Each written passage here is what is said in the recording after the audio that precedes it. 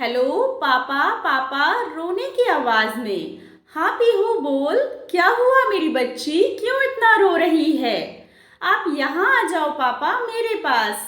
ठीक है मैं आता हूँ, पर तू रो मत। इकलौती बेटी को फोन पर रोता सुन संदीप का मन भारी हो गया। संदीप को समझ नहीं आ रहा था कि ऐसा क्या हो गया। परसों ही तो पीहू से फोन पर बात हुई थी, सब ठीक था, और आज इतना करुण विलाप। नहीं नहीं, अब नहीं रहा जाएगा मुझसे।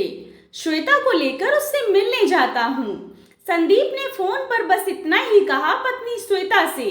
मैं ऑफिस से जल्दी आ रहा हूँ, पीहू के घर जाना है। क्यों, कैसे, इसका जवाब बाद में दूंगा। अभी 1 साल भी नहीं हुआ था पीहू और प्रशांत की शादी को। ऐसा क्या हो गया दोनों के बीच? इस क्यों का जवाब पाने के लिए दोनों 2 घंटे का सफर तय करके बेटी के पास जल्दी पहुंचना चाहते थे।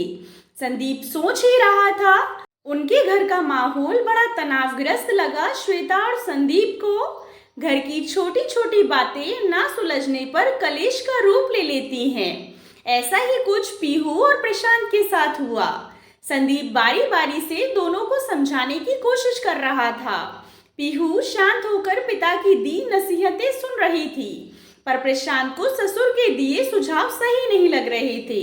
उल्टा उसने संदीप के संस्कारों और परवरिश पर उंगली उठानी शुरू कर दी। पति पत्नी की आपसी लड़ाई की इस आग ने इतना विकराल रूप ले लिया कि उसकी चपेट में मायके वाले भी आ गए। प्रशांत की बदतमीजी से संदीप आग बबूला हो गया और बोला, क्या हालत कर दी मेरी बेटी की 1 साल में। कितने नाजों से पाला है मैंने इसको। वह दिख रहा है कैसे संस्कार हैं इसके। ना बोलने की तमीज है ना लहजा है। ज्यादा बोल रहे हो तुम प्रशांत।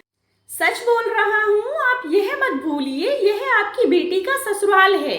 श्वेता ने संदीप को कसमें वादे देकर चुप कराया और समझाया कि प्रशांत जैसे भी हैं उनके दामाद हैं। दामाद की इज्जत करना उनका फर्ज है। बेटी दामाद की लड़ाई होने पर यदि उन्हें बुलाया जाता है तो यही उम्मीद की जाती है कि सिर्फ बेटी को ही समझाएं। ससुराल वालों से कोई भी प्रश्न करना या शायद सलाह देना उनकी बेइज्जती करना होता है। इस परंपरा को निभाते हुए श्वेता ने भी पीहू को ही समझाया और नसीहतों से भरी पोटली पीहू के हाथ में थमाकर श्वेता संदीप को लेकर वहां से आ गई। भारी मन से संदीप असहाय होकर पीहू को वहां छोड़कर आ तो गया था, पर फोन पर उसका हालचाल लेता रहा। एक ही महीने में उसे लगा कि पीहू और प्रशांत का झगड़ा शांत हो गया है। पीहू की तरफ से संतुष्ट था, पर कहीं ना कहीं उसके मन में गिला था प्रशांत के प्रति। वह प्रशांत को आज के जमाने का पढ़ा लिखा समझदार लड़का समझता था, पर प्रशांत में तो दामादपना कूट कूट कर भरा था। संदीप ने अपने दिल की बात किसी से नहीं कही। बेटी को खुश देखकर वह दामाद का रूखापन भी भूल गया। आज संदीप बहुत खुश था। घर परिवार में शादी थी और उसे पता था कि पीहू भी जरूर आएगी, पर पीहू ने तबीयत खराब होने का बहाना बनाकर आने से मना कर दिया। संदीप थोड़ा परेशान तो हुआ, पर सोचने लगा 1 महीने के अंदर ही राखी है, तब मिल लूंगा। प्रशांत की बेरुखी के कारण पीहू के घर जाने का उसका फिलहाल मन नहीं हुआ। पूरा दिन निकल गया राखी का, पूरे घर में सुन्नापन पसरा रहा। पीहू आज भी नहीं आई। फिर संदीप को समझने में कतई देर नहीं लगी कि इसके पीछे प्रशांत का हाथ है। संदीप ने पीहू को फोन मिलाया और ना आने का कारण पूछा। बहुत पूछने पर पीहू ने बताया, प्रशांत ने मुझे आने से मना कर दिया है। पापा कहते हैं तेरे मायके वालों को दामाद की इज्जत करनी नहीं आती। तेरे पापा ने मेरी बेइज्जती की है। अब मैं उस घर में कभी नहीं जाऊंगा और तुझे भी अपने घर जाने की कोई जरूरत नहीं है। फोन के दोनों तरफ शांति छा गई। थोड़ी देर की चुप्पी के बाद पीहू बोली, अभी काफी गुस्से में है प्रशांत, जब इनका गुस्सा शांत होगा तब मैं इनको मना लूंगी। और उसमें कितना समय लगेगा, संदीप ने पूछा। पता नहीं, लंबी सांस छोड़ते हुए पीहू बोली। तू खुश है बेटा उसके साथ? हाँ पापा, अब हमारे बीच सब कुछ सही है। तू खुश है तो मुझे और क्या चाहिए बेटा, ध्यान रखना अपना। कहते हुए संदीप ने फोन रख दिया। और सोने चला गया। पर उसके दिमाग में गूंज रहा था कि दामाद की इज्जत करनी नहीं आती। संदीप सोचते हुए बिस्तर में करवट बदलते बदलते अपने आप को 25 साल पहले ले गया। बड़े ही जाने पहचाने शब्द लगे उसको यह कि दामाद की इज्जत करनी नहीं आती तेरे घर वालों को। जो शब्द वह दामाद से सुन रहा था 25 साल पहले उसने भी तो बोले थे। उसने नहीं, उसके दामाद के अहम ने। पर अब अपने दामाद से यह सब सुनना उसके मन को विचलित कर रहा था। क्या प्रशांत ने मेरा अपमान नहीं किया? एक दामाद को किसने हक दिया कि परेशान बेटी के पिता उसका विरोध करे तो उसकी परवरिश पर उंगली उठाए? और प्रशांत को हमारा और पीहू का रिश्ता खत्म करने का हक किसने दिया? आज जितना लाचार खुद को कभी महसूस नहीं किया। संदीप के मन में तो आया कि 2 मिनट में प्रशांत की अकल ठिकाने लगा दे। पर आखिर उसकी बेटी का पति है, इसलिए खून का घूंट पीना ही उसने उचित समझा। जवान खून है ना प्रशांत का, इसलिए इतना उबाल आ रहा है। एक बेटी का बाप बनेगा तब उसको बेटी से दूर होने का दुख पता चलेगा। यह क्या, इस बात से भी संदीप अपने अतीत में चला गया। कितना तिलमिला गया था अपने बारे में यह सब सुनकर वह, जैसे किसी ने सूखे भूसे में आग लगा दी हो। फिर संदीप पास में सोई हुई श्वेता को निहारने लगा। शायद इतना प्यार तो उसे कभी कभार ही आया होगा श्वेता पर। सुबह सुबह संदीप को घर में ना पाकर श्वेता परेशान हो गई। वह समझ गई कि रात में पीहू ने सब कुछ बता दिया संदीप को।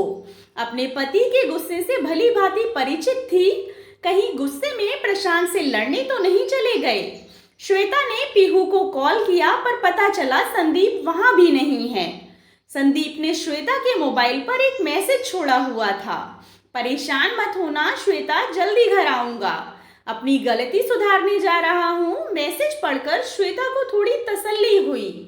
जरूर प्रशांत के ऑफिस गए होंगे, उम्मीद करती हूँ दोनों के बीच सब कुछ सही हो जाए। पापा घर आ गए? दिन में पीहू के फोन ने श्वेता को परेशानी में डाल दिया। वह तो प्रशांत से मिलने गए हैं ना?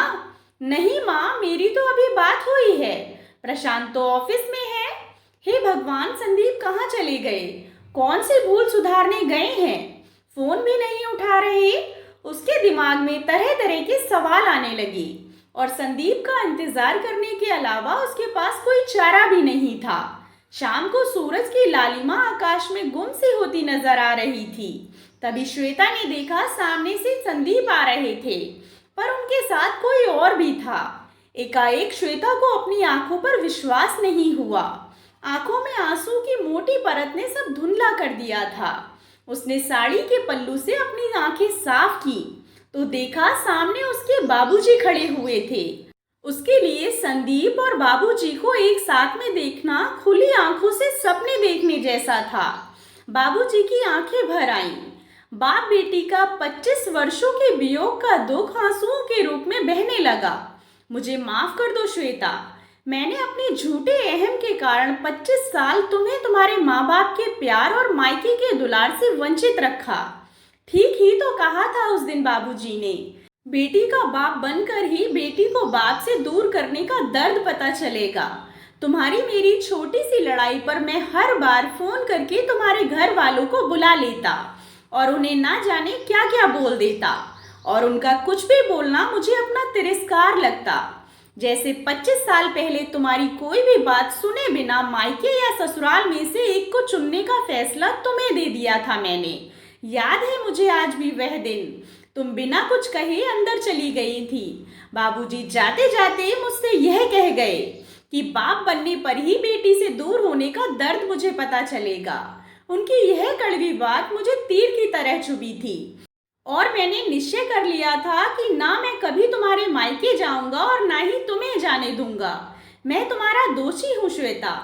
बीते हुए 25 साल तो मैं तुम्हें नहीं लौटा सकता, लेकिन आज से बाबूजी हमारे साथ ही रहेंगे। श्वेता की आंखों में खुशी के आंसू छलक आए। पिता और दूसरी तरफ पति को उसने गले से लगा लिया। मुझे माफ कर दो पापा। अरे यह तो प्रशांत की आवाज है। संदीप ने मुड़कर देखा तो सामने से प्रशांत और पीहू आ रहे थे। पापा, मेरी और प्रशांत की कोई लड़ाई नहीं हुई थी, यह सब तो एक ड्रामा था। आपको आपकी गलती का एहसास करवाने के लिए कि उस समय नाना जी पर क्या बीती होगी। और मैंने माँ को देखा है हर रक्षाबंधन भाई दूज पर वह कितनी उदास हो जाती थी। गर्मियों की छुट्टी पर मायके ना जाने का गम, अपनी शादी की एल्बम में नाना नानी की फोटो को सीने से लगाकर चुप चुप कर रोते हुए देखा है मैंने माँ को। आपको सबने कितना समझाया पर आप समझे नहीं। प्रशांत ने सोचा कि आपको उसी सिचुएशन में डाला जाए, तभी आपको बेटी का दर्द और पिता के असहायपन का पता चलेगा। देख लो श्वेता, कितनी शैतान हो गई है हमारी पीहू। और दामाद जी, आप भी किसी से कम नहीं। आपने मेरी आंखें खोल दी, बहुत बहुत शुक्रिया आपका। संदीप ने अभिभूत होकर कहा। आज मुझे मेरा पूरा परिवार मिल गया। श्वेता ने खुशी से सबको गले लगा लिया। दोस्तों, हम अक्सर अपने अहम की वजह से अपनों की खुशियां छीन लेते हैं।